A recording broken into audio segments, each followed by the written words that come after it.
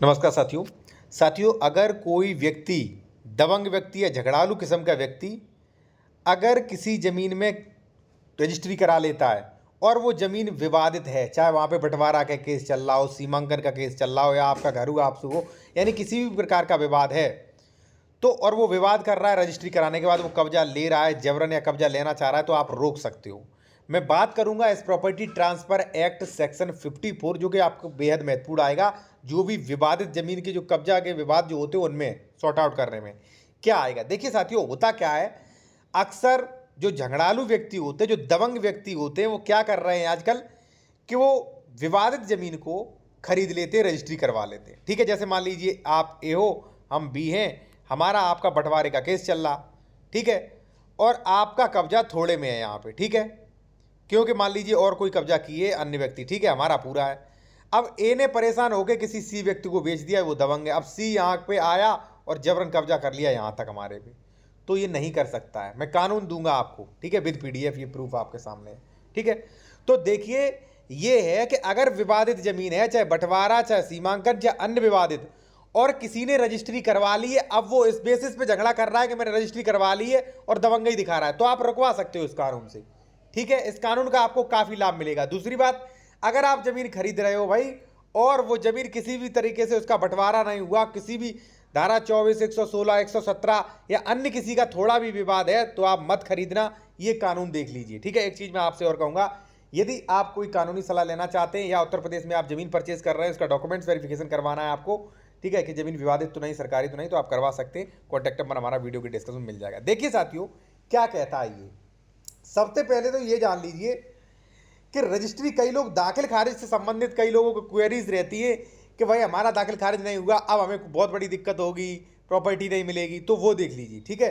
देखिए साथियों, जिस दिन रजिस्ट्री हो जाती है उसी दिन सारे अधिकार जो हैं विक्रेता खो देता है और क्रेता के पास आ जाते हैं, यानी कि सारे अधिकार विक्रेता से ट्रांसफर होकर क्रेता की तरफ आ जाते हैं और क्रेता उसी दिन से सारे अधिकार, हित, राइट्स जो है वो क्रेता के पास होते हैं। कैसे, वो देखिए। विक्रय की परिभाषा करते हुए धारा 54 कहती है कि विक्रय के बदले ऐसी कीमत के बदले स्वामित्व का अंतरण है जो कि दी जा चुकी है, जिसे देने का वचन किया गया है, कोई भाग दे दिया गया हो या किसी भाग देने का वचन किया गया हो। अब देखिए, यहाँ पे स्पष्ट ये लिखा है कि एक व्यक्ति दूसरे स्वामित्व का अंतरण है, यानी कि स्वामित्व का अंतरण है, यानी कि मान लीजिए ये कोई प्रॉपर्टी एक्स है, ए के पास था, रजिस्ट्री कर दी, तो सारा स्वामित्व जो है स्थायी रूप से हमेशा के लिए बी के पास चला जाता है। यहाँ पे देखिए वो भी स्पष्ट किया गया कि एक व्यक्ति द्वारा स्वामित्व का अंतरण से तात्पर्य है कि वह व्यक्ति संपत्ति के सभी अधिकार हित पूर्ण और स्थायी रूप से अंतरित कर देता है, यानी कि ट्रांसफर कर देता है। दूसरे शब्दों में कहें तो अंतरक विक्रेता संपत्ति में पूर्ण हित, उस पर सभी अधिकार जो है वो क्रेता के पास चले जाते हैं। यानी कि भाई जैसे मान लीजिए आपने मुझसे कोई प्रॉपर्टी खरीदी, उसकी रजिस्ट्री अगर संपन्न हो गई, तो रजिस्ट्री संपन्न होने के बाद सारे राइट्स उसी दिन आपके पास आ गए, आप तुरंत कब्जा कर लीजिए, ठीक है।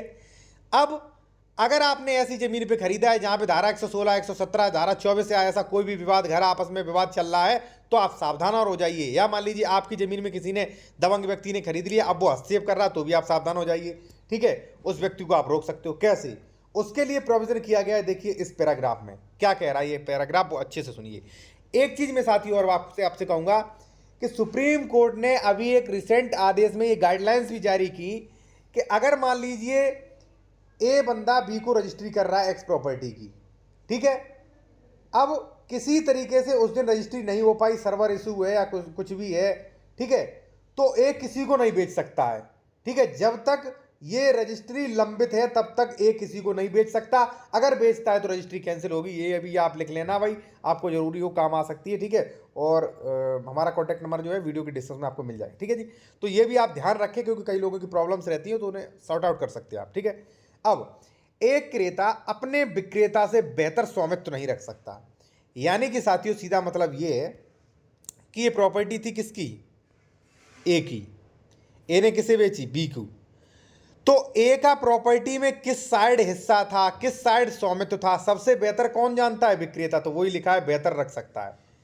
एक सह अंशधारी अविभक्त अंश विक्रय विषय वस्तु हो सकता है, यानी कि बिना बंटवारा के, मान लीजिए अगर बंटवारा नहीं हुआ है तो वो अपने अधिकार का अंश तो बेच सकता है, ठीक है ना, किंतु क्रेता को कब्जा तब तक नहीं दिया जा सकता। देखिए अब आपके फेवर में बात हो गई है, अगर कोई दबंग व्यक्ति रजिस्ट्री करा के उस जमीन में जबरन घुसना चाह रहा है तो आप रोक सकते हैं।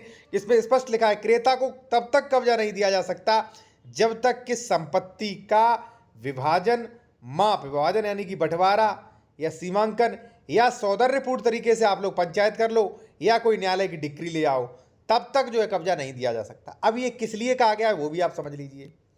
ये साथियों इसलिए कहा गया है कि एक्चुअली होता क्या है कि कई 420 झगड़ालू या दबंग लोग बने हुए हैं।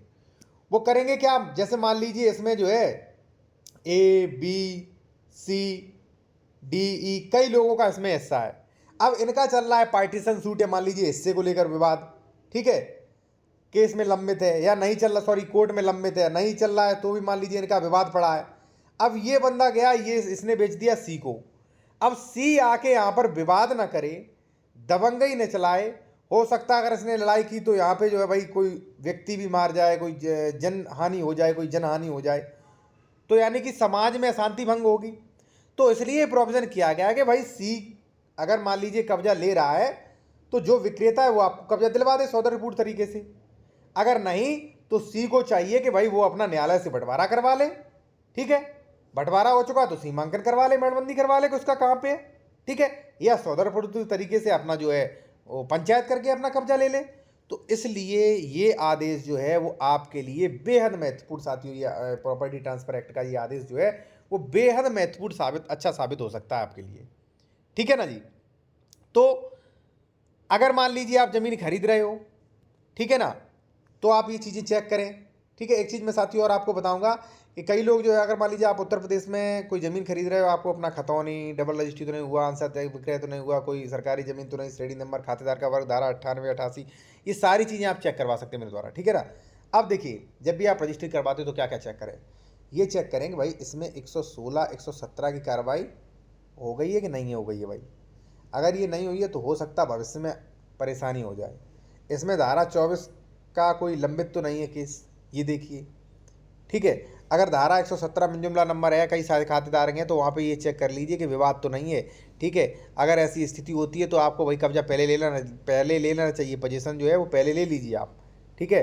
वरना पता चला कि आपने रजिस्ट्री करा ली है, वहाँ पे विवाद डला है और फिर आपको धारा 116 में अंश निर्धारित करना पड़े, 117 में अपना जो है कुरा डिक्लेरेशन कराना पड़े, उसके बाद कहीं आप कब्जा ले सकते हो और उसमें लग जाएगा भाई 2-3 साल आपको, ठीक है ना। तो ये चीज़ें सारी चीज़ें आप देख के लें, क्योंकि एडवोकेट जो है वो जल्दबाजी में आपको जानकारी देते नहीं है। उन्हें सिर्फ आपकी रजिस्ट्री करना होता है और आपसे पैसा लेना होता है, तो वो सीधा रजिस्ट्री करते, पैसा ले देते, आपको ये नहीं बताते कि भाई इसमें आपको ये समस्याएं आएंगी, ठीक है साथियों। बाकी वीडियो अच्छा लगा लाइक करें और आप हमें टेलीग्राम चैनल पर जरूर फॉलो करें, क्योंकि इसी प्रकार की नोटिफिकेशन जो भी लेटेस्ट होगी वो तो आपको दे दिए जाएंगे। धन्यवाद।